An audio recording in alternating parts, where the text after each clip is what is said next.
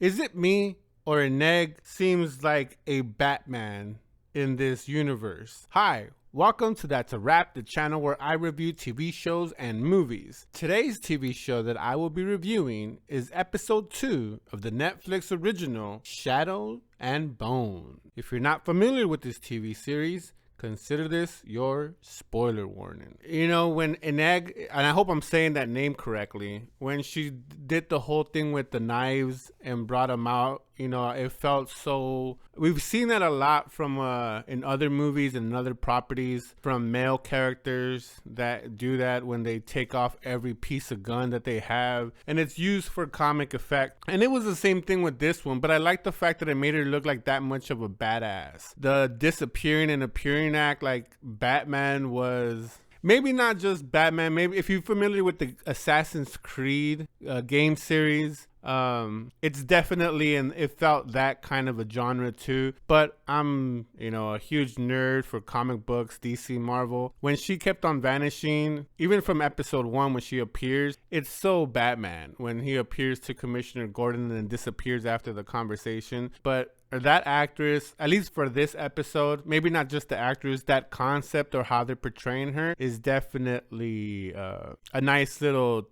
thing, a nice little, I don't want to say twist, a nice little thing that I'm enjoying. But anyways, I enjoyed this episode. The story was kind of lagging in parts for the, you know, especially in the middle of the episode. It seemed that there was a lot of dialogue that could have probably been a little bit cleaned up. The script was a little bit weak in this episode, I thought. And I know their universe building is just episode 2 in an 8-episode series, but it shouldn't be that long, especially, you know, if you're comparing it with a Game of Thrones, which this seems to be trying to be.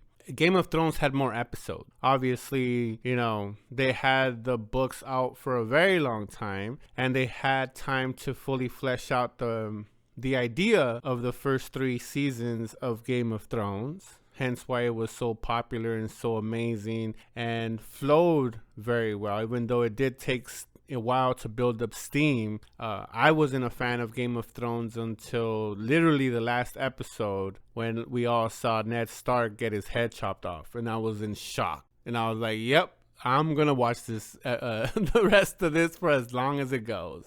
This hasn't had that yet, but the script was a little, like I said, was a little lagging in parts, which it's not good for a brand new, you know, series to be lagging, especially in early on in the season. It's one of the things that when I was watching another Netflix original series, Altered Carbon, the first season, it didn't really start picking up pace until episode 4. And mind you, I'm coming into this as a newbie. The same thing that with Altered Carbon, the same thing with Shadows and Bone.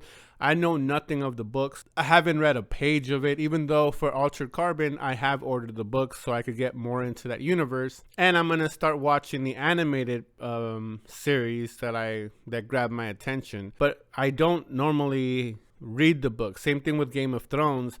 I hadn't read the books until I started watching the series, and then I ordered the books and became even more familiar with that universe.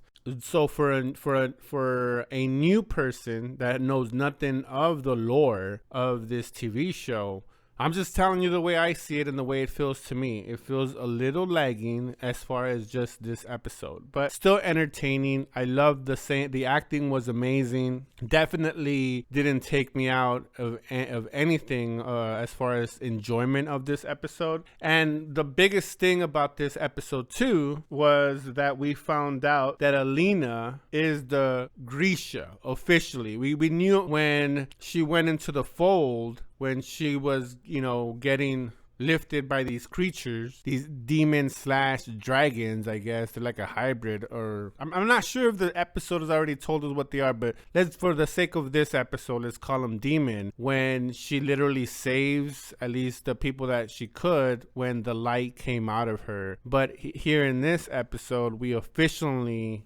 find out that she is a myth come real, and she has become, from one moment to the next, one of the most important characters, or let's forget the characters, one of the most important people in this universe, because there's not many like at all. Like we heard in this story, a Grisha created the fold, so they're hoping that a Grisha can destroy the fold. We got introduced to General Kirigan, I think his name is. He seems like a douche. I'm not sure if he's a douche, but normally when someone dresses all in black, you know, we have Darth Vader, many villains when they dress them in black, even though Batman is an anti-villain, but he does some questionable things. Normally they're going to be the bad guys, but we don't have Apple phones or Android phones in this series to be able to tell us which one is the bad guy or which one is the good guy. But he seems like a little bit of a douche. So I'll wait, you know, I'm not sure on him just yet, but we'll see going forward.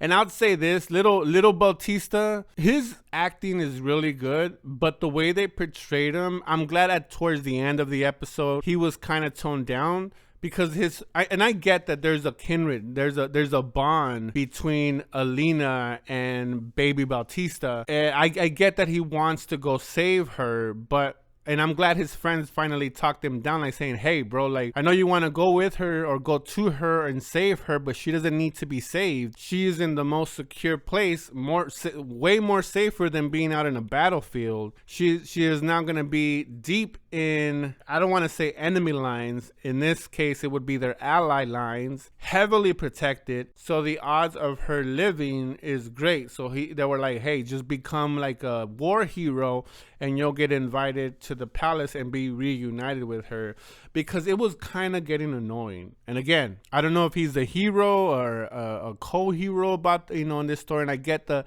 the show's letting us know that they have a bond since they were kids and they've always been together. And it seems this is the first time, especially towards the end of episode 2, that they have been apart. And I get that. And I like that story part, but he was becoming abrasive with how much like, oh, we need to go. Like, you don't go up to your general in any army and talk to them, let alone go into their tent. I mean, you could have just been killed back in those days on the spot for doing that, or at least been arrested. So, and I get that this is a fantasy world, but you know, they're still in some instances holding true to real life kind of situations, which is weird, but I'll accept it. But I'm glad that they talked them down that ledge, and maybe that was the purpose of the showrunners to make him that agitated or aggravating. But at the end of the episode, he finally says, okay, fine, they talked some sense into me and I'm gonna scale it back. So I was glad that, I'm hoping that's the way they're gonna do it, and he's gonna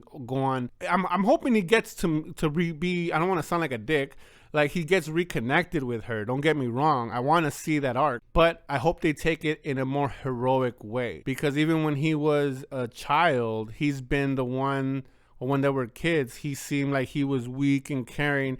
And I know the first time we get introduced to him when he's a young adult, he's into this street fighting kind of a thing. So they try to like macho him up a little bit. But Alina has always protected him, has always been like a mother figure, even though I'm suspecting that it's just not a brother and sister relationship, that they truly do love each other. And at the end of this, their love's going to become realized. But we'll wait and see. But anyways, I really enjoyed this episode. And again, a little bit of a lag with the storyline. I thought some parts were a little bit dragged on. Enjoyed it nonetheless. Those are my thoughts. I would love to hear your thoughts down in the comments. And like always, that's a wrap.